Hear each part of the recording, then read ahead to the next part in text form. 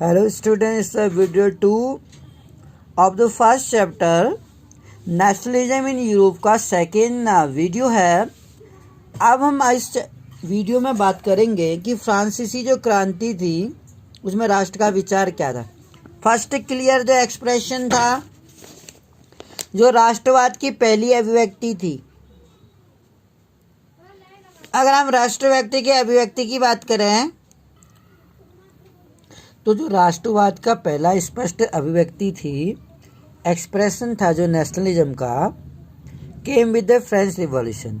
तो राष्ट्रवाद की भावना कैसे आई होगी लोगों में, किस तरह से लोग राष्ट्र के प्रति प्रेम की भावना उमड़ी फ्रांस में 1789 में जब फ्रेंच रिवॉल्यूशन हुआ। उसके बाद से 14 जुलाई को हुआ था, याद रखिएगा।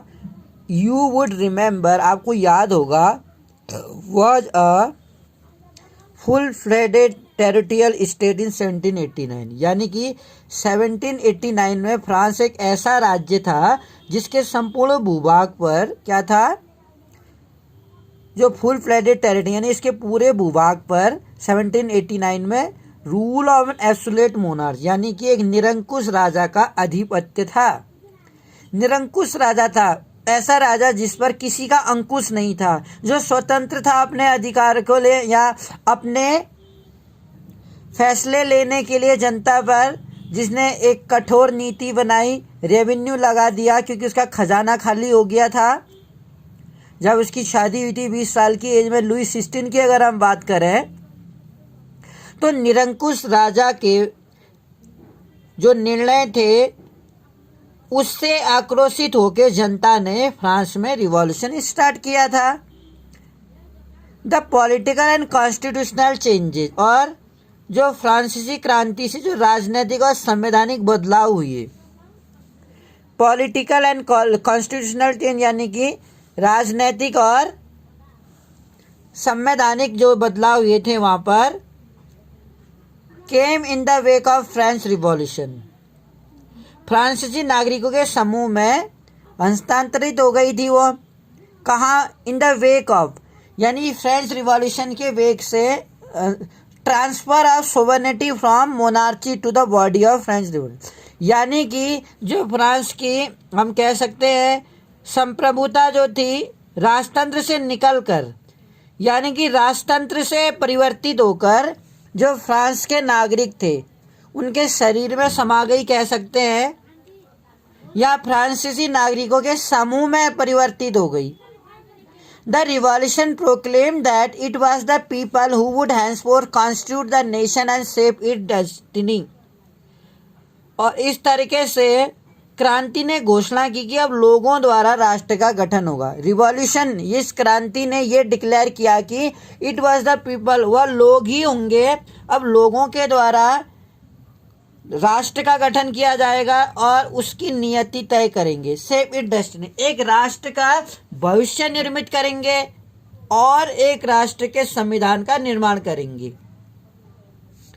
फ्रॉम द वेरी बिगिनिंग, अगर हम शुरुआत से पढ़े हैं, French revolutionaries introduce various measures, जो फ्रांस के क्रांतिकारी थे उन्होंने कई सारे इंट्रोड्यूस वेरियस मेजर, कई ऐसे कदम उठाए and practice that could create a sense of collective identity, जिससे फ्रांसीसी लोगों में एक क्या हुई, सामूहिक पहचान बन गई।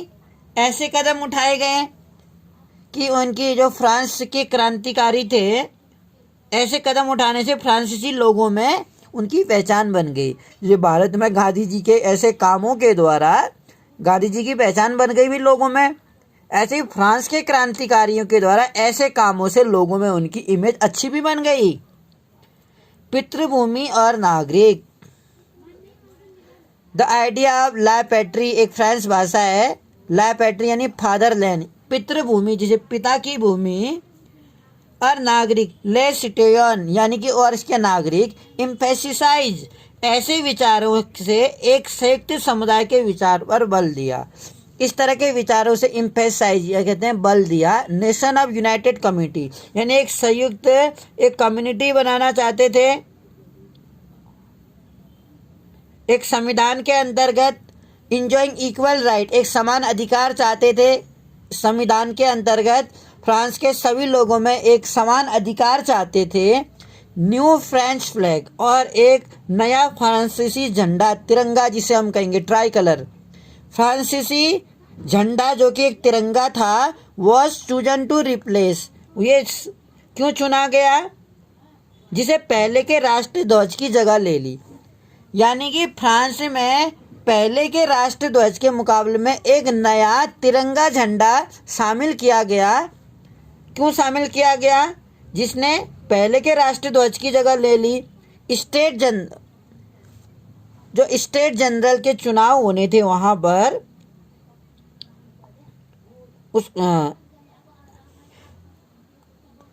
The state general elected by the body of active citizen.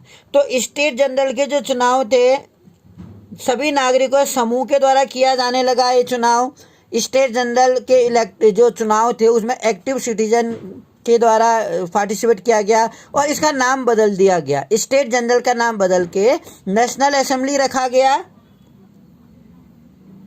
और नई स्तुति जो न्यू हिम्स थे, नई स्तुतियों की रचना की गई। ओथ टेकन, शपथ ली गई इसमें सब, और जो शहीद थे मार्टियर कॉमेमोरेटेड होता है, जो शहीद थे उनका गुणगान किया गया। All in the name of nation, ये सभी चीज़ें, चाहे शहीदों का गुणगान हो या नई स्तुतियाँ हो या हम कह सकते हैं कि नए तरीके के एक राष्ट्र के नाम पर संबोधन किया उन लोगों ने, और कई तरीके के उसमें बदलाव किए गए। तो इस तरीके से हमने देखा कि किस तरीके से वहाँ पर ये परिवर्तन देखे गए। एक सेंट्रलाइज एडमिनिस्ट्रेटिव, और इस तरीके से जो एक सेंट्रलाइज एडमिनिस्ट्रेटिव था, एक केंद्रीय प्रशासन व्यवस्था लागू की, सेंट्रल एडमिनिस्ट्रेटिव सिस्टम लागू किया, वर्ड पुट इन प्लेस, जिसमें अपने भूभाग में रहने वाले सभी नागरिकों के लिए फॉर्मुलेटेड यूनिफॉर्म लॉ कहते हैं, समान कानून। एक राष्ट्र में या एक भूभाग में रहने वाले सभी नागरिकों के लिए समान कानून लागू किए गए विद इन ए ट्रेटी, जो एक भूभाग में रहते हैं, यानी एक भूभाग में रहने वाले सभी नागरिकों के लिए समान कानून बनाए। और इसमें इंटरनल कस्टम जो आंतरिक आयात और निर्यात था, कस्टम्स ड्यूटी लगाई गई, ड्यू वेर एबोलिश, यानी कि जो आयात निर्यात, यानी एक देश के अंदर ही अगर सामानों का एक्सपोर्ट इंपोर्ट होता था उसके लिए जो टैक्स लगता था वो क्या किया, एबोलाइज, यानी कि उसे समाप्त कर दिया गया। यूनिफॉर्म सिस्टम ऑफ वेट, और खास बात है बेटा याद रखिएगा, भार तथा नापने की एक समान व्यवस्था। जो यूनिफॉर्म सिस्टम था और वेट, भार को नापने की व्यवस्था होती थी वहां पर, नाप तोल प्रणाली, ये फ्रांस की देन है दुनिया को माप तोल प्रणाली की जो प्रथा थी वो फ्रांस ने दी। यूनिफॉर्म सिस्टम लगाया गया नापने के लिए, एक समान व्यवस्था लागू कर दी गई भार को नापने की। जो कोई भी हम वस्तु को खरीदते थे तो भार के अकॉर्डिंग खरीदते होंगे, तो उसको मापने की जो व्यवस्था थी एक समान व्यवस्था लागू की गई। क्षेत्रीय जो बोलियां थी, इस तरह से जो रीजनल डायलेक्ट्स थे, क्षेत्रीय भाषाएं जो थी वह डिस्करेज, यानी कि क्षेत्रीय बोलियों को हतोत्साहित किया गया। न जाने जो रीजनल लैंग्वेजेस थे क्यों उनको इतना डिस्करेज किया गया होगा। And French it was spoken, और पेरिस में फ्रेंच जैसी बोली, क्योंकि पेरिस जो फ्रांस की कैपिटल है वहाँ पर फ्रेंच जैसी भाषा बोली जाती होंगी। French as it was spoken and written in Paris, Paris में फ्रेंच जैसी बोली और लिखी जाती थी, वही राष्ट्र की भाषा के रूप में साझा की गई, कि उसी को एक राष्ट्र की भाषा के रूप में डिसाइड किया गया।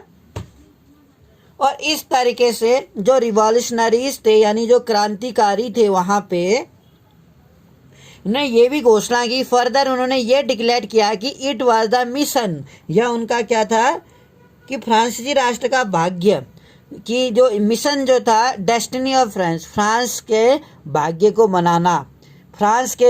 को बनाना इन राष्ट्रवादियों का लक्ष्य था, कि वो फ्रांस का भाग्य बनाएंगे। Nation to liberate the people, और इसमें यूरोप के लोगों को निरंकुश शासकों से मुक्त कराएंगे। यानी कि यूरोप के कई सारे और राष्ट्र भी थे तो यूरोप के और राष्ट्र भी थे, वहाँ राजा रहते थे। तो यूरोप के सभी राष्ट्रों में जो राजा थे और वो जो निरंकुश थे, यानी कि जो एब्सोल्यूट मोनार्स थे, जो जनता पर शायद बहुत ज़्यादा रेवेन्यू चार्ज करते थे और ऐसे नियम लगा देते थे जो एक कॉमन पीपल के लिए शायद सही नहीं थे, राइट्स नहीं दिए गए थे, इक्वलिटी नहीं थी। तो सभी जो राष्ट्रवादी नेता थे वो एक यूरोप के सभी लोगों में क्या चाहते थे, स्वतंत्र कराना चाहते थे, निरंकुश शासकों से मुक्त कराना चाहते थे। दूसरे शब्दों में, अगर हम दूसरे शब्दों की बात करें, despotism in other word to help people of Europe, वो यूरोप के लोगों की मदद करना चाहते थे ताकि क्या हो जाए, अन्य लोगों को राष्ट्र में गठित होने में मदद देगा। फ्रांस यूरोप के अन्य लोगों को, तो फ्रांस से यूरोप के अन्य लोगों के जो थे और राष्ट्रों में एक इंडिपेंडेंट होने में मदद करता। तो when the news of event, जब इस तरह की जो समाचार थे फ्रांस की घटनाओं के, reach to different cities of Europe के अन्य शहरों में जब इस तरह की घटनाएं, कि फ्रांस रिवॉल्यूशन की घटना या फ्रांस के जो नेशनलिस्टों की एक्टिव इवेंट्स की घटनाएं यूरोप के अन्य राष्ट्रों के शहरों में पहुंची होगी, हम समझ सकते हैं जब फ्रांस की घटनाओं की खबर यूरोप के विभिन्न शहर में पहुंचे तो छात्र तथा शिक्षित वर्ग, याद रखिएगा एक खास बात, जो छात्र थे, स्टूडेंट थे और other member of educated middle class, और जो अन्य सदस्य थे मध्यम वर्गीय, जो शिक्षित वर्ग था, यानी कि जो शिक्षित मध्यम वर्ग थे, अन्य सदस्य जैकोबिन क्लब की स्थापना करने लगी।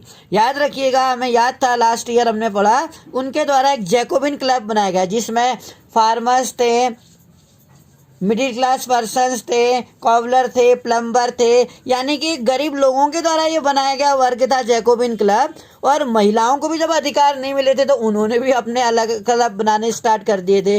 There activities and campaign prepare the way, उनकी जो एक्टिविटीज थी, उनकी गतिविधियां और उनके जो कैंपेन या उनके जो अभियान थे, prepare the way of French army, और इस तरीके से जो उनके, हम कह सकते हैं कि जो शिक्षित वर्ग थे, जैकोबिन क्लब की स्थापना हुई तो उनकी गतिविधियां और अभियान ने उन फ्रेंच सेनाओं के लिए रास्ता तैयार किया।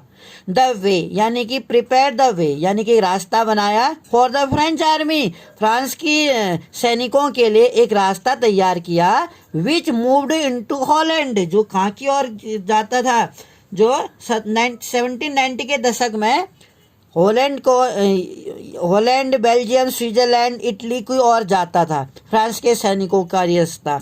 With in the outbreak of revolutionary war, अगर हम बात करें जो क्रांतिकारी युद्ध थे, जो रिवॉल्यूशनरी वॉर थे फ्रेंच आर्मी के द्वारा, सेनाओं के द्वारा, वो राष्ट्रवाद के विचार को विदेश तक ले जाने लगे। अब यूरोप के अन्य देशों के शहरों में भी इस तरह की हलचलें पैदा हो गई छात्रों में या मध्यम वर्गीय शिक्षित वर्ग में, कि किस तरह से फ्रांस की जनता या फ्रांस के राष्ट्रवादी लोग एक फ्रांस को निरंकुश राजा से स्वतंत्र करना चाहते हैं।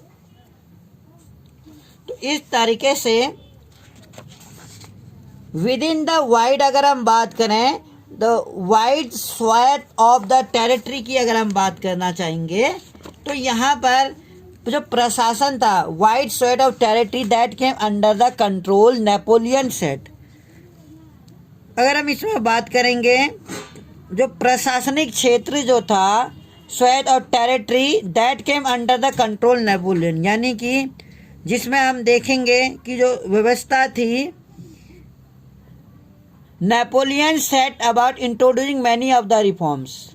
तो within the wide set of territories में हम देखते हैं जो नेपोलियन के नियंत्रण में जो था विशाल क्षेत्र आया, यानी कि नेपोलियन भी फ्रांस का एक शासक बना, हम जानते हैं।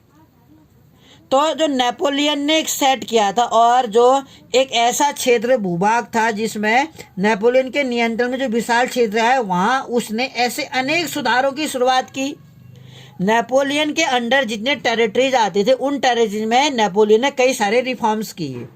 फ्रांस में पहले ही आरंभ किया जा चुका था। The Napoleon set about introducing many of the reform that he had already introduced in France. France में पहले ही कई सारे रिफॉर्म्स किए गए। दो ए रिटर्न टू मोनार्ची, फ्रांस में राजतंत्र वापस लाकर नेपोलियन ने निस्संदेह वहां प्रजातंत्र को नष्ट किया था। हम जानते हैं कि दो ए रिटर्न टू मोनार्ची, दोबारा से राजतंत्र तो लेके आया नेपोलियन, कि कोई संदेह नहीं कि दोबारा से राजतंत्र लाके नेपाल ने फ्रांस में डेमोक्रेसी को नष्ट कर दिया था। But in the administrative field, बेशक वहाँ डेमोक्रेसी का कत्ल कर दिया हो नेपोलियन ने, दोबारा से राजतंत्र लाया हो, लेकिन कई सारे सुधारों के लिए भी जाना जाता है नेपोलियन। एडमिनिस्ट्रेटिव फील्ड में वहाँ के जो प्रशासनिक क्षेत्र हम बात करें, उसने जो एडमिनिस्ट्रेटिव फील्ड इनकॉर्पोरेटेड रिवॉल्यूशनरी, यानी कि क्रांतिकारी जो सिद्धांत थे इनकॉर्पोरेटेड रिवॉल्यूशनरी, जो हम कह सकते हैं प्रशासनिक क्षेत्र में उसने काफी क्रांतिकारी सिद्धांतों का क्या किया, समावेश किया, in order to make the whole system more rational and efficient. इससे जो क्या था, पूरी व्यवस्था जो थी उसकी वो क्या बन गई, तर्क संगत और कुशल। रेशनल मतलब तर्क संगत बन गई, जो जिसका तर्क थे, जो फैक्ट वाइज थे और प्रभावशाली था। उसने सिविल कोड बनाया। एमसीक्यू में पूछ सकता है कि सिविल कोड 1804 में नेपोलियन के द्वारा बनाया गया और जिसको नेपोलियनिक कोड भी कहा जाता है। तो जो नागरिक संहिता, यानी सभी नागरिकों के लिए एक समान अवसर, एक समानता लाई होगी नेपोलियन के द्वारा, इसलिए इसको नेपोलियन कोड के नाम से जाना जाता है। इसके तहत क्या किया गया, did away with all privileges, जो सभी अधिकार थे, याद रखिएगा इस बात को, प्रिविलेजेस यानी होता है अधिकार, जो फ्रांस में सभी नागरिकों को अधिकार मिले, किसके आधार पर मिले, बेस ऑन बर्थ, जन्म से, यानी अगर फ्रांस में आप पैदा हो रहे हैं तो आपको जन्म से ही बाय बर्थ वहाँ पर, ये तो कोई बात नहीं थी कि बाय बर्थ वहाँ पर अगर कोई राजा के घर में पैदा हो रहा है या किसी क्लर्की के घर में पैदा हो रहा है या किसी बड़े घर में पैदा हो रहा है, उसको जन्म से ही वो अधिकार दे दिए गए। क्या बात है वाह। इस्टेब्लिश इक्वलिटी, हाँ, लेकिन वहाँ पर इक्वलिटी, समानता थी, बिफोर द लॉ, कानून के सामने समानता थी, secure the right to property, और यहाँ तक कि हम कह सकते हैं जन्म पर आधारित विषयगास।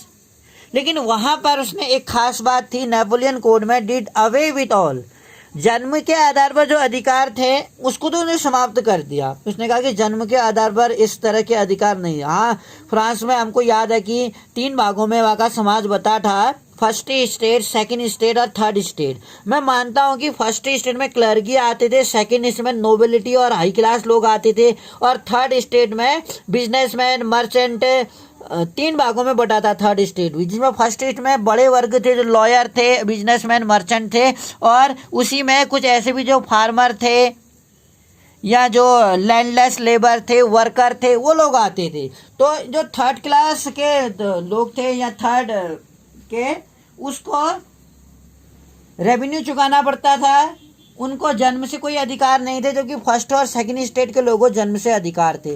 तो इस सिस्टम को नेपोलियन ने क्या किया बेटा, बदल दिया। यहाँ पर कह रहा है ये कह रहा है कि डिड अवे, डिड अवे का अर्थ होता है बाहर कर दिया, समाप्त कर दिया, जन्म पर आधारित सभी अधिकार समाप्त कर दिए, समानता लागू की कानून की नज़र में, सिक्योर राइट टू प्रॉपर्टी, और संपत्ति का अधिकार सुरक्षित रख दिया, सबको संपत्ति का अधिकार है, ऐसा कहा। This code was exported to the region under the French control. ये कहना चाहता है कि जो ये नियम था, जो बिफोर द लॉ, कानून के सामने जब सब कभी समान थे और संपत्ति का अधिकार दिया गया, दिस कोड वाज एक्सपोर्टेड, और इस तरीके से हम कह सकते हैं इस संहिता को फ्रांस नियंत्रण के अधीन क्षेत्रों में भी लागू किया गया। जो फ्रांसीसी नियंत्रण था, जिसमें हम कहते हैं तो कोड, ये कोड यानी ये संहिता, कानून संहिता कहाँ लागू की गई, उन क्षेत्रों में भी जहाँ पर फ्रांस का नियंत्रण था। इन द डच रिपब्लिक, जो डच रिपब्लिक था स्विट्जरलैंड में, और in Italy and Germany, Napoleon simplified administrative division, और इन जगहों पर नेपोलियन ने प्रशासनिक विभाजन को सरल बनाया। जो नेपोलियन ने सिंप्लीफाई क्या किया, जो एडमिनिस्ट्रेटिव प्रशासनिक विभाजन था उसको सरल बनाया, सिंप्लीफाइड किया, और एबोलाइज द फ्यूडल सिस्टम, यानी कि जो फ्यूडल सिस्टम था, यानी जो सामंती व्यवस्था थी, याद रखिएगा फ्यूडल मतलब होता है सामंती प्रथा, फ्यूडल सिस्टम, उसको क्या कर दिया, समाप्त कर दिया, एबोलाइज कर दिया, and freed peasants from serfdom and the manorial dues, यानी कि सामंती यानी कि जो बड़े बड़े जमींदार थे, जो पूंजीपति थे, उनका जमीन पर ज़्यादा अधिकार था, वो इनसे ज़बरदस्ती काम कराते थे अपने भूभाग पर और टैक्स ज़्यादा लेते थे इनसे। तो ये सारी सामंती व्यवस्था को समाप्त खत्म किया और किसानों को भू दासत्व और जमींदारी शुल्क से मुक्ति दिलाई। कितनी बड़ी बात की है इसने। फ्रीड कहते हैं आज़ाद कर दिया। पीजेंस यानी कि जो किससे आज़ादी दिलाई? किसानों को भू दासत्व से, यानी कि जो भूमि पूंजीपति थे उनके जो दास थे, उनके दासों से उनको ज़मीन प्रदान कर दी जो भूमिहीन किसान थे, ताकि उनको बड़े पूंजीपतियों के भूमि पे काम न करना पड़े, उनका शोषण न हो। इसके लिए उन्होंने पीजेंस को फ्रॉम सारडम, यानी कि जो पीजेंस थे वहाँ पर किसान थे और जो कारीगर थे, हम कह सकते हैं जो किसान थे उनको भू दासत्व से, याद रखिएगा, पीजेंस सारडम कहते हैं भू दासत्व, भूमि की दासता से, जो भूमि की गुलामी से आज़ाद कराया। और मैंड्रियल ड्यूज यानी और जो जागीरदारी शुल्क थे, मैंड्रियल ड्यूज यानी होता है जागीरदारी शुल्क, जागीरदारी का शुल्क देना पड़ता था। इन द टाउन टू, यानी कि शहरों में भी, in the town to guild restriction में रिमूव्ड, शहरों में भी कारीगरों के जो श्रेणी संघों के नियंत्रण थे, श्रेणी संघ बने होते थे वहाँ पर, उनका जो नियंत्रण था, रिस्ट्रिक्शन था, उसको हटा दिया। मैं इसलिए इसको डिटेल में बता रहा हूँ क्योंकि एग्जाम की दृष्टि से नेपोलियन कोड के बारे में क्वेश्चन पूछता है कि नेपोलियन कोड में कैसे कैसे रिफॉर्म्स किए नेपोलियन ने। ट्रांसपोर्ट और कम्युनिकेशन सिस्टम में भी सुधार किया उसने, यानी कि हम कह सकते हैं उसने क्या किया, यातायात और संचार व्यवस्था में सुधार किया। पीजेंट्स जो थे वहाँ के किसान जो थे और आर्टिशियंस थे, कारीगर जो थे, मजदूर जो थे, एंड न्यू बिजनेसमैन और नए उद्योगपति थे, उन्होंने नई नई मिली आज़ादी, जो इस तरह की आज़ादी थी उनने कहाँ देखी थी? इंजॉयड, उनने ये वाली इस तरह के अधिकारों को चखा, इस तरह की समानता को उन्होंने महसूस किया। New born freedom. बिजनेसमैन जो थे और स्मॉल स्केल प्रोड्यूसर्स थे गुड्स के, उन्होंने क्या किया? कई सारे परिवर्तन आए थे इसमें बिजनेसमैन में। Thank you for listening me.